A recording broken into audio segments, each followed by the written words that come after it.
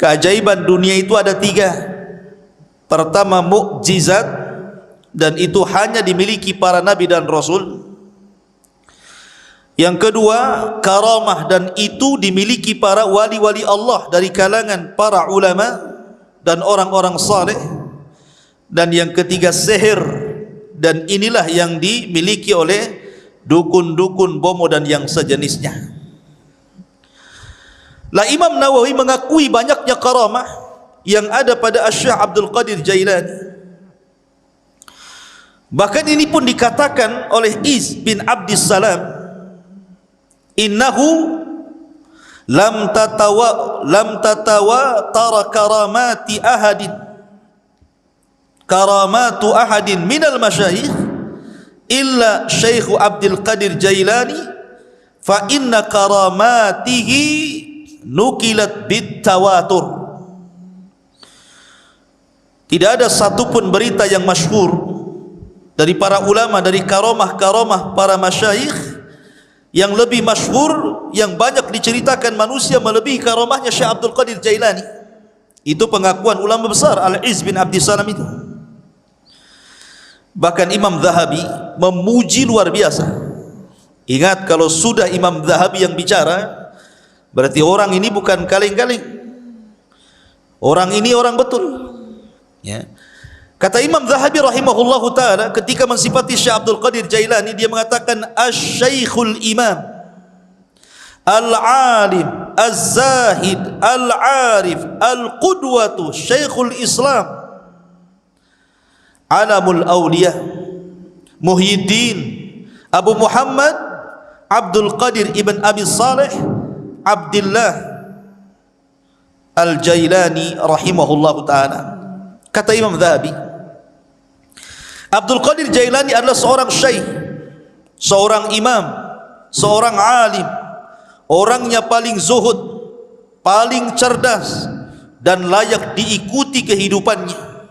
Dan dia Syekhul Islam, dan dia memiliki alamat wali-wali Allah, Muhyiddin, penghidup agama.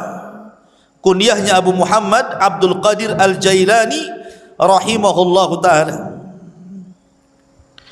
Kemudian juga dikatakan oleh Al-Hafidh Ibnu Hajar Al-Asqalani, kana Syekh Abdul Qadir Jailani mutamassikan biqawanini syari'ati yad'u ilaiha ila akhir qawlihi Ibnu Hajar. Jadi Ibnu Hajar Al-Asqalani sampai mengatakan dia adalah Syekh Abdul Qadir Al-Jailani, orang yang paling berpegang dengan undang-undang syariat.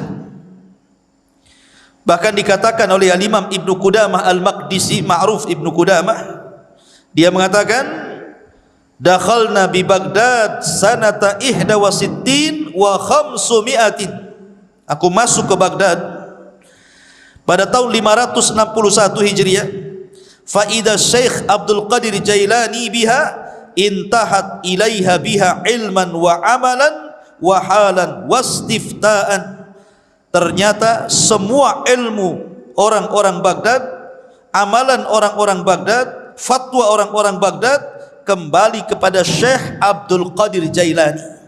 Lihat pujian yang luar biasa. Bahkan Ibnu Katsir juga memuji beliau dan mengatakan kana fihi tazahhada katsir. Beliau adalah orang yang memiliki sifat zuhud yang banyak. Dan banyak lagi tidak perlu saya bacakan pujian-pujiannya, nanti habis waktunya hanya untuk memuji beliau saja. Taib, kita masuk dalam beberapa kisah yang menakjubkan dari Al-Imam Abdul Qadir Al-Jailani rahimahullahu ta'ala. Syekh Abdul Qadir Jailani adalah orang yang sangat produktif, banyak karyanya. Di antaranya dia mengarang kitab Ighatsatul Arifin wa Ghayatu Minal Wasilin, kemudian Adabus Suluk, kemudian Tuhfatul Muttaqin wa Sabilul Arifin. Kemudian juga yang paling dikenal kitabnya adalah Gunyah li Talibi Tariqil Haq. Kemudian juga yang paling dikenal kitabnya adalah Futuhul Ghaibi. Kemudian juga Fathur Rabbani, Fathur Rabbani ma'ruf. Kemudian juga kitabnya At-Tariqu Ilallah, dan banyak lagi kitab-kitab beliau. Artinya beliau memang produktif, banyak karyanya, luar biasa. Lah sebagaimana para ulama yang lainnya, ikhwatu fiddin muliakan Allah Azza wa Jalla, Syekh Abdul Qadir Jailani ini meninggal, ayahnya ketika baru meninggal, baru berlahir beberapa bulan setelahnya ayahnya meninggal. Artinya Syekh Abdul Qadir Jailani ini yatim, dan yang mencetak dia menjadi ulama besar itu rupanya ibunya. Sering saya ulang-ulang, banyak para ulama dunia yang mencetak ulama siapa? Ibu-ibunya. Imam Syafi'i dicetak ibunya, Imam Ahmad yang cetak ibunya, termasuk juga Syekh Abdul Qadir Jailani yang mencetak menjadi ulama besar adalah ibunya, karena dia terlahir yatim. Ibunya adalah wanita yang sangat salihah, dan nasabnya saya katakan tadi sampai kepada Husain ibn Ali, artinya dia seorang Husainiyah, wanita dari ahli bait, keturunan Husain ibn Ali ibn Abi Talib radhiyallahu anhu. Lah Syekh Abdul Qadir Jailani ini lahir di Jailan. Jailan ini kalau sekarang mungkin ada satu daerah di Iran. Di Iran ada tempat namanya Jailan. Maka Syekh Abdul Qadir Jailani dinisbahkan kepada daerah kelahirannya Jailan. Maka disebut Abdul Qadir Jailani karena dia orang Jailan, dan Jailan itu satu kota kecil yang ada di Iran ketika itu. Dan itu bukan kota para ulama. Jailan itu bukan kota para ulama, sehingga Syekh Abdul Qadir Jailani tidak puas belajar di Jailan karena itu bukan kota para ulama.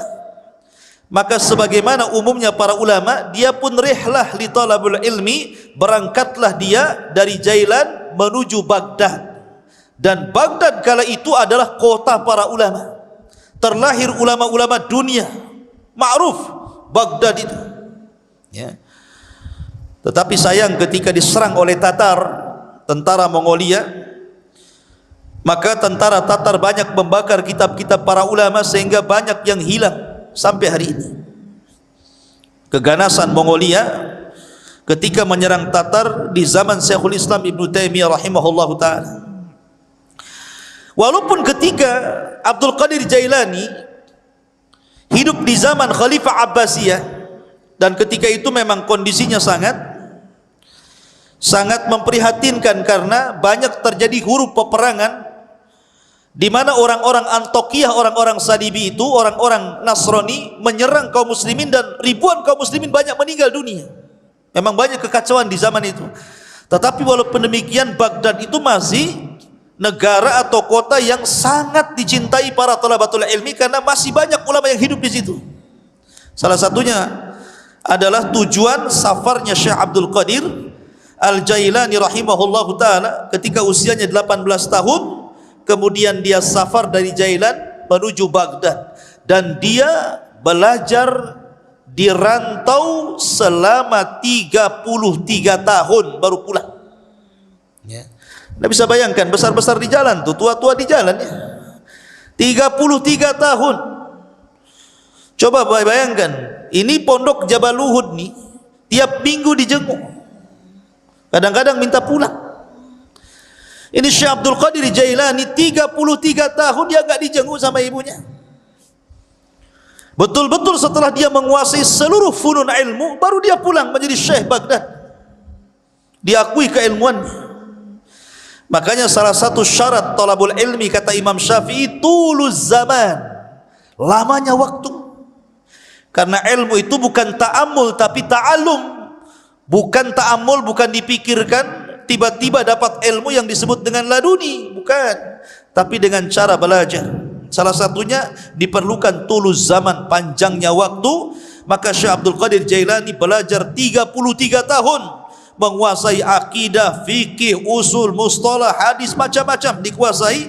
Makanya kemudian tadi disebutkan oleh Imam Zahabi bahwa dia adalah Syekhul Islam karena dia bidang semua ilmu syariat. Ma'asyiral muslimin, ada cerita yang menarik. Di sini mulai ceritanya nih. Ketika Syekh Abdul Qadir Jailani hendak berangkat safar dari Jailan menuju Baghdad, ibunya memberikan bekal 40 dirham. Besar 40 dirham, ikhwan. Arba'ina dirhaman itu besar, karena 1 dirham itu 4 gram emas lebih ya, 1 dirham itu. Kalau 1 gramnya itu anggaplah 1 juta, berarti 1 dirham itu 4 juta kali 40, kan begitu ya, kan besar, lumayan kan. Ibunya memesankan kepada Syekh Abdul Qadir Jailani, la taqdzib ala ahad, la taqdzib ala ahad, jangan kau berdusta kepada siapapun, jadi anak yang jujur. Dipegang itu wasiat ibunya itu. Berangkat dia dari Jailan menuju Baghdad. Allah takdirkan ketika dia bersama rombongan dengan orang-orang lain yang menuju Baghdad, entah bersama para pedagang, pokoknya rombongan gitu ya, bersama yang lainnya, Allah takdirkan di tengah jalan dirampok. Datang para perampok ini, perompak padang pasir ini. Ya, bukan bajak laut, bajak padang pasir. Ya, karena di padang pasir kan itu. Jadi dikepunglah itu orang-orang, termasuk di dalamnya Syekh Abdul Qadir Jailani. Maka semua barang-barang orang itu diambil, namanya rampok. Yang ngerampok lah kan, diambil barangnya. Giliran terakhir kepada Syekh Abdul Qadir Jailani. Kamu punya barang apa? Kata Syekh Abdul Qadir Jailani, indi arba'ina dinar. Ngaku pula nih, saya punya 40 dinar. Dicari, nggak ketemu. Ya. Kamu bilang kamu punya uang 40 dinar. Kata Syekh Abdul Qadir Jailani, iya saya punya 40 dinar. Mana uang itu? Akhirnya dicari-cari ketemu. Ini ketua rampok ini heran. Biasanya kalau orang mau dirampok dan punya uang, pasti tidak akan ngaku tuh. Apalagi Syekh Abdul Qadir Jailani ini menyembunyikan uang itu di tempat yang sangat rapi, susah untuk ditemukan. Tapi jujur dia ingat kata-kata ibunya, jangan dusta. Walaupun yang nanya perampok ngomong saja. Itu maksudnya. Jadi rampok ini mengatakan kepada Syekh Abdul Qadir Jailani, kenapa kamu mengaku kamu punya uang arba'ina dinar, 40 dinar itu? Maka dia mengatakan, karena aku sudah berjanji kepada Allah, kemudian kepada ibuku dan kepada diriku sendiri, alla aqdzib ahadan, aku tidak mungkin dusta kepada siapapun, termasuk kepada kamu wahai para perampok. Dari situ tersentuh dari kata-kata Syekh Abdul Qadir Jailani.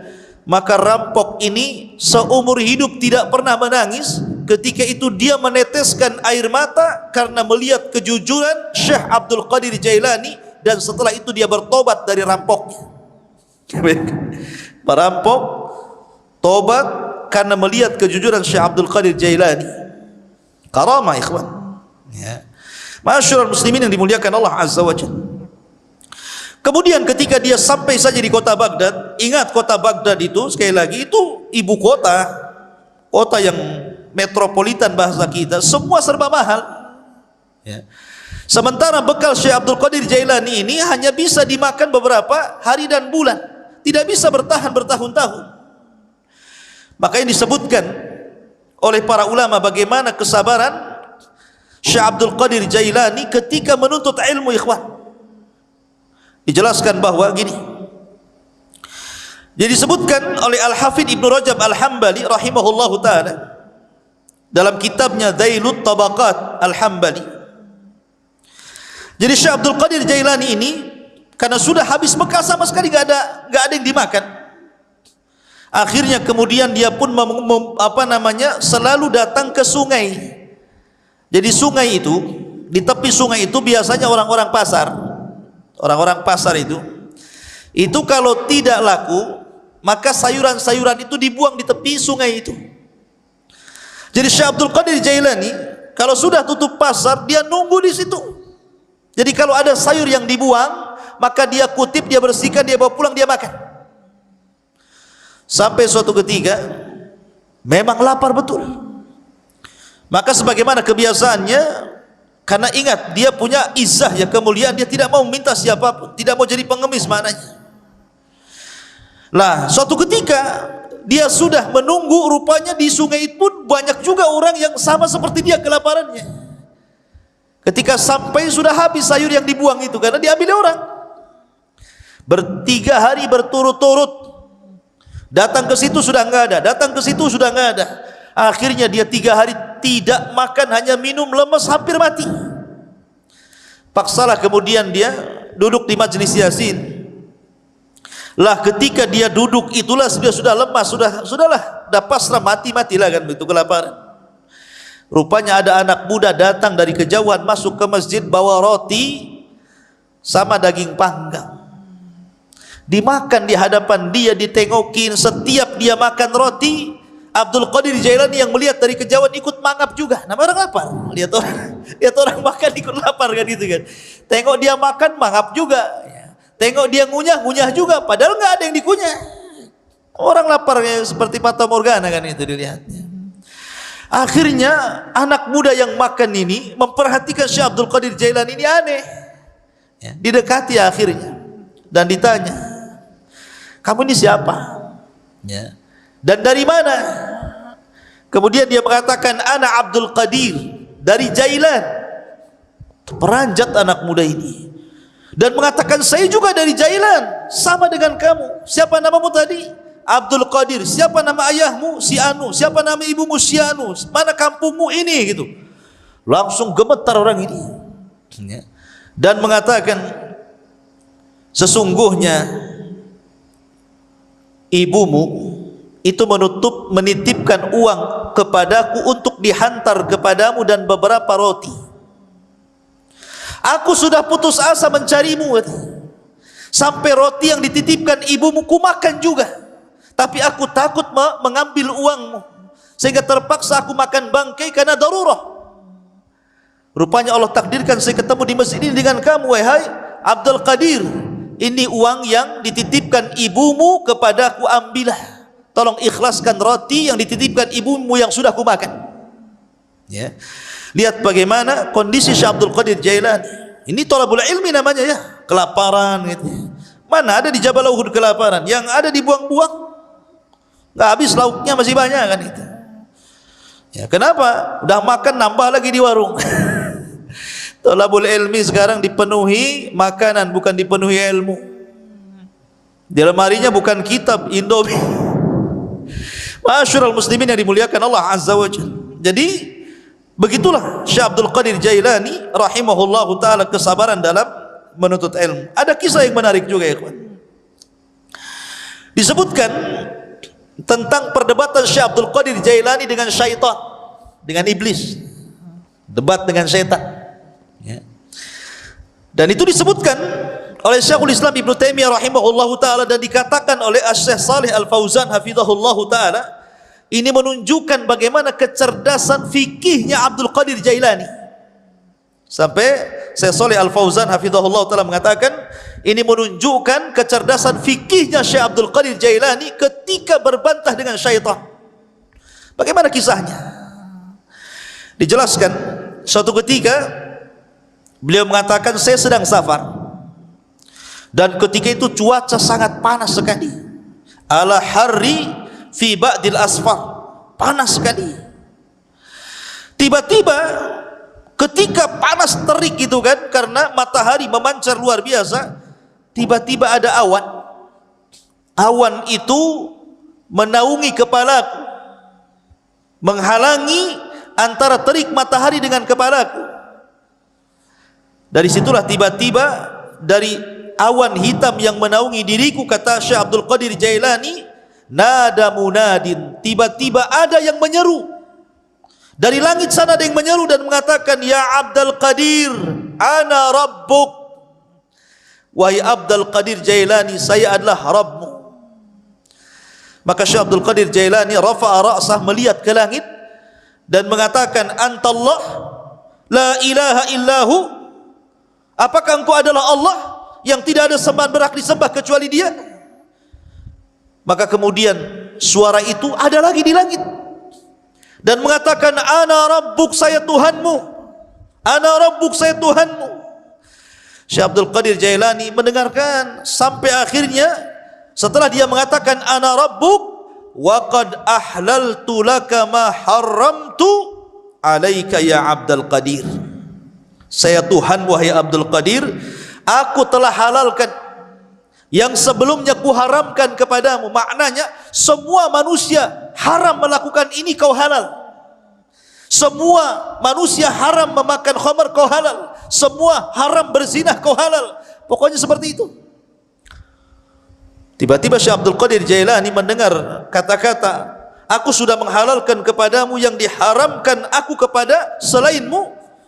Maka dia mengatakan, kadzabta ya aduwallah, kadzabta ya aduwallah, dusta engkau wahai musuh Allah. Bal anta syaitan, engkau bukan Tuhan, engkau adalah syaitan. Fatamazzaqat tilkas sahab, tiba-tiba awan hitam itu langsung berpecah, menyebar, ya. Lah dari situlah tiba-tiba kemudian muncul lagi suara dan mengatakan, ya Abdul Qadir, najauta minni bifiqhika fi dini. Wahai Abdul Qadir, engkau sudah selamat, ya. Najauta minni, engkau selamat dariku dengan kecerdasan fikihmu dalam agamamu. Laqad fatantu bihadzal hilah qablaka sab'ina rajulan. Sungguh sebelum itu, kata syaitan, aku sudah menguji 70 orang semisal kamu dari kalangan para ulama, kalangan zuhad, dan mereka terkena fitnahku kecuali kamu, katanya, ya. Lihat bagaimana Syekh Abdul Qadir Jailani mengatakan apa? Tidak mungkin. Kenapa? Kenapa Syekh Abdul Qadir Jailani mengatakan kadzabta, dusta kamu?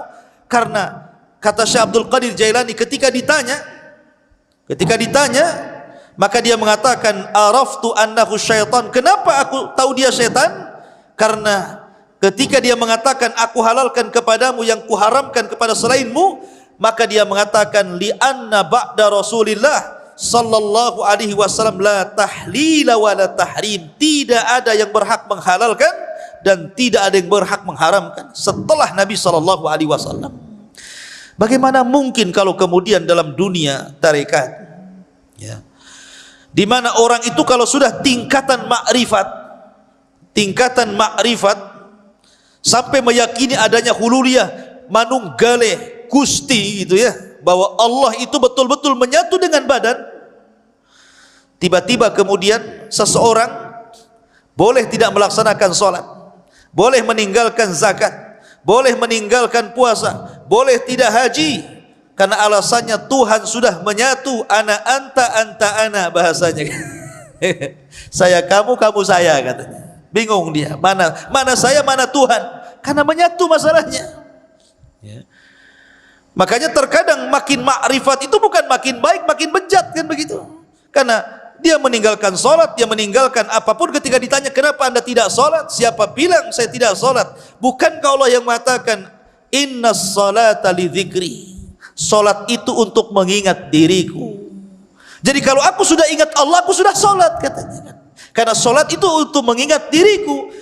Apalagi kemudian Allah berfirman, u'budullaha hatta ya'tiyakal yakin, sembahlah Allah sampai yakin. Aku sudah yakin, ngapain aku nyembah, katanya, kan. Nah, kacau nih kalau sudah Quran dipelintir-pelintir.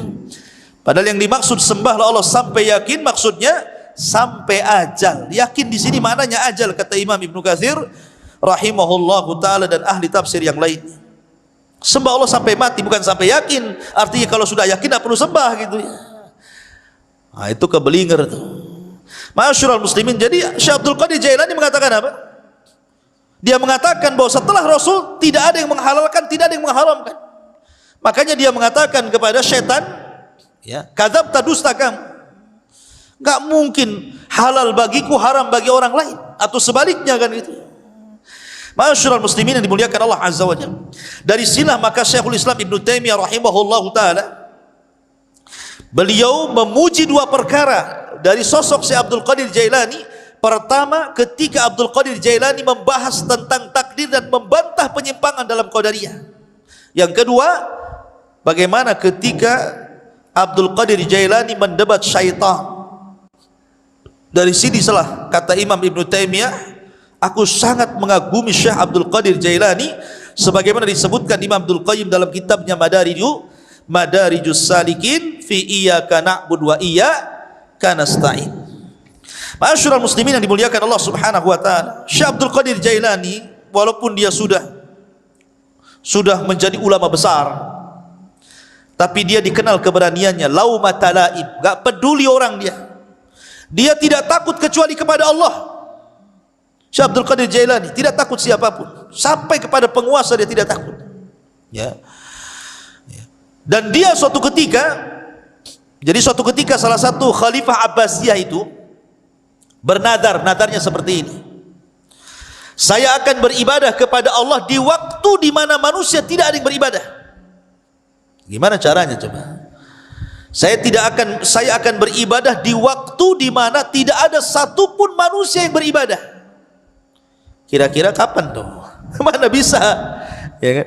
Satu dunia ini manusia pasti ada yang beribadah kan begitu ya? Enggak di sini ya di sana, enggak di sana di sana kan gitu ya. Kapan waktunya coba? Mana kita tahu sampai bernadar seperti itu, saya akan beribadah di waktu manusia tidak ada yang beribadah. Mustahil. Ya. Karena setiap detik, setiap menit itu pasti ada orang beribadah di mana-mana. Entah di sini tidak ada, di sana ada, di sana tidak ada, di sana lagi ada. Di Indonesia tidak ada, di Mekah ada, di Mekah tidak ada, di Yaman ada, kan begitu. Sulit kita ini kemudian menentukan waktu di mana manusia tidak beribadah, dia beribadah. Akhirnya para ulama di zaman itu berkumpul memberikan fatwa bahwa khalifah harus bayar kafarah. Karena mustahil beribadah di waktu di mana manusia tidak beribadah. Khalifah harus bayar kafaratul yamin. Puasa 3 hari berturut-turut atau memberi makan 10 fakir miskin. Tiba-tiba Syekh Abdul Qadir Jailani mengatakan, tidak. Ya.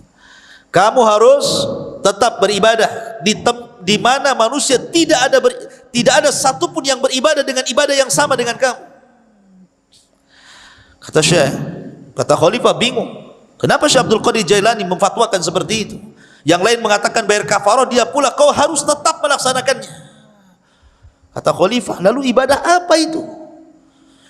Kalau saya solat hari ini, di sana sudah ada orang solat. Kalau saya puasa hari ini, di sana sudah ada orang berpuasa. Kalau saya umpamanya sedekah hari ini, di sana ada orang sedekah. Ibadah yang mana yang tidak bisa kemudian sama waktunya dengan orang lain? Katanya, Syekh Abdul Qadir Jailani, kau harus berangkat ke Mekah, kau umrah. Setelah kau umrah, kamu harus menyempatkan untuk tawaf di saat manusia tidak ada yang tawaf di situ. Ya. Akhirnya dia pun betul-betul umrah. Kemudian dia mendapatkan waktu di mana tidak ada satupun orang yang tawaf. Disitulah dia tawaf. Ya. Kalau kemarin pas ya Ka'bah lagi kosong corona ya, nggak ada orang tawaf gitu ya. Ya. Tapi yang jelas bahwa dari peristiwa ini terkenalah nama Syekh Abdul Qadir Jailani. Dari kasus ini terkenal nama Syekh Abdul Qadir Al-Jailani rahimahullahu ta'ala.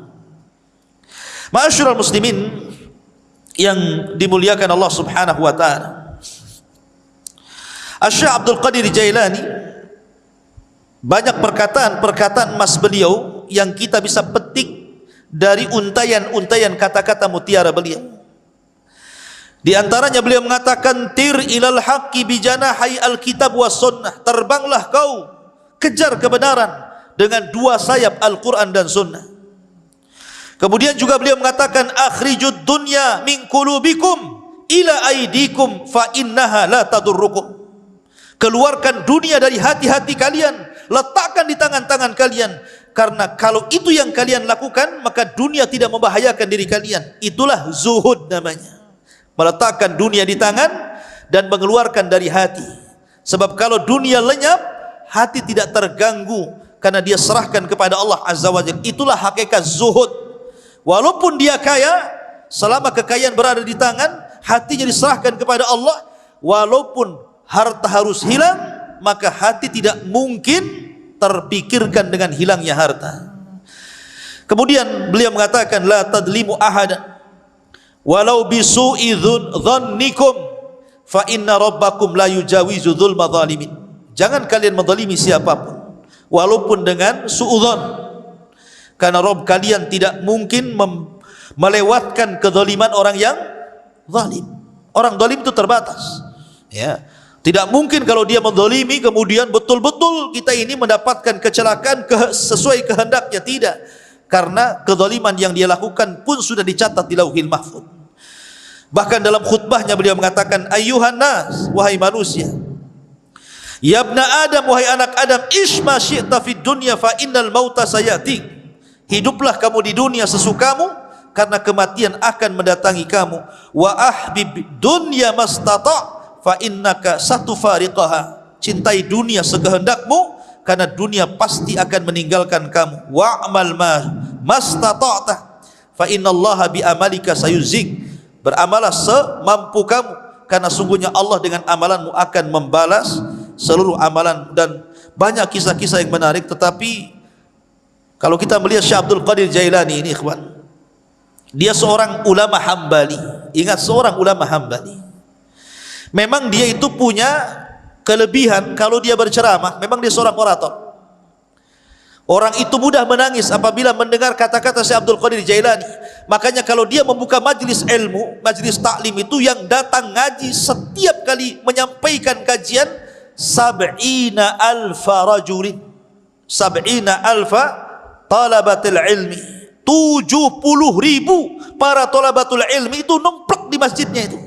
Coba bayangkan, sekali kajian tuh. Kalau di musim corona ya nggak ada yang ngaji, ya kan? Walaupun tidak di musim corona, siapa kecuali tabligh akbar lah ya, bukan kajian rutin. Kalau kajian rutin berapa orang aja kan itu. Ini setiap ngaji 70.000 numplak di situ, coba bayangkan. Kan ulama luar biasa. Ya, makanya kemudian terlahir para ulama dari Syekh Abdul Qadir Jailani. Dan banyak para ulama sezaman dia mengambil akhlaknya, mengambil petuahnya, dan dia pun melahirkan ulama-ulama dunia setelahnya. Tetapi para pengikut setelahnya sampai hari ini banyak yang gulu ekstrim, melampaui batas, bahkan memuji Syekh Abdul Qadir Jailani melebihi kapasitas dia sebagai manusia. Bahkan ada yang sampai menuhankan, naudzubillah, ya, sampai menuhankan Syekh Abdul Qadir Jailani. Dia manusia, dia ulama, sama dengan ulama-ulama yang lainnya, karyanya banyak.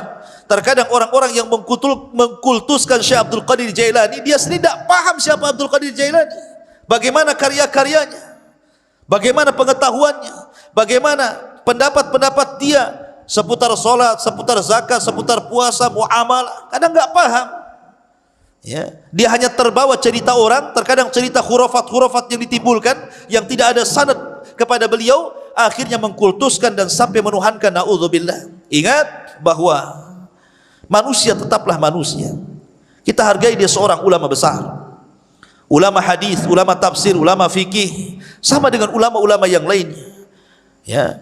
Dan kita mendoakan rahimahullah, semoga Allah merahmati Syekh Abdul Qadir Al-Jailani. Apalagi nasab beliau memang dua-duanya keturunan Hasan dan Husain, dari jalur bapaknya Hasan dan dari jalur ibunya adalah Husain. Dan kita tidak menafikan banyaknya karamah dari Syekh Abdul Qadir Jailani. Dan sekali lagi bahwa beliau sangat terpengaruh dengan pemahaman Al-Imam Abu Hamid Al-Ghazali. Ini kisahnya juga sangat menarik. InsyaAllah nanti kita akan kisahkan beliau. Dan beliau adalah salah satu guru juga dari Syekh Abdul Qadir Al-Jailani rahimahullahu ta'ala. Subhanakallah bihamdika asyhadu an la ilaha illa anta astaghfiruka wa atubu ilaik. Allahu ta'ala. Assalamualaikum warahmatullahi wabarakatuh.